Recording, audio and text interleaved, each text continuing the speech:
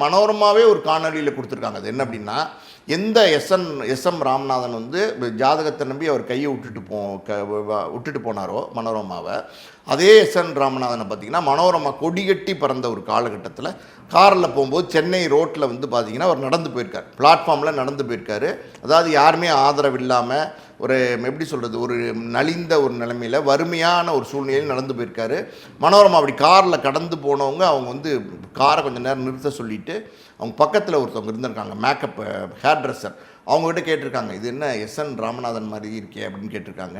அவர் தாம்மா, அவர் இங்கே தான் இருக்கார், இந்த ஏரியாவில் தான் போயிட்டு வந்துட்டுருக்காரு அப்படின்னோடனே ஒரு நிமிஷம் நின்று அவருடைய பழைய கணவர் வந்து பார்த்துருக்காங்க. இதெல்லாம் மனோரமா அவருடைய அந்த மனசு இருந்திருக்கு, அவங்களுக்கு அந்த ஞாபகங்கள் வந்திருக்கு.